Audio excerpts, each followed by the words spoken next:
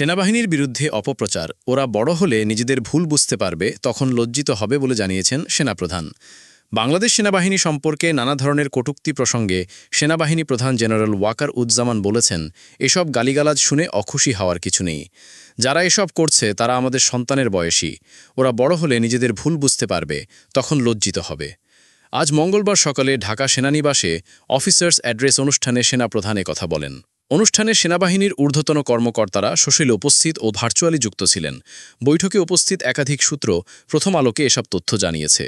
দেশ এখন নির্বাচনের দিকে যাচ্ছে উল্লেখ করে সেনাপ্রধান ওয়াকারুজ্জামান বলেন, সেনাবাহিনীও নির্বাচনের জন্য সব ধরনের প্রস্তুতি নিয়েছে।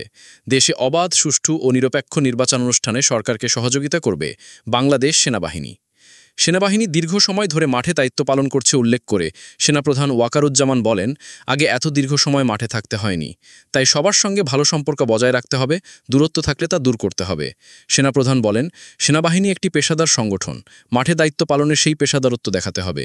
প্রতিশোধমূলক কাজে নিজেদের জড়ানো যাবে না। একজন সেনা সদস্যের বিরুদ্ধে রাজনৈতিক দলের সঙ্গে সংশ্লিষ্ট থাকার অভিযোগ নিয়ে অনুসন্ধান করা হচ্ছে বলেও জানান তিনি। সেনাপ্রধান বলেন, সেই অভিযোগ প্রমাণিত হলে তার বিরুদ্ধে ব্যবস্থা নেওয়া হবে। সেনাবাহিনীর কোনো সদস্য রাজনৈতিক কর্মকাণ্ডে জড়াতে পারবেন না।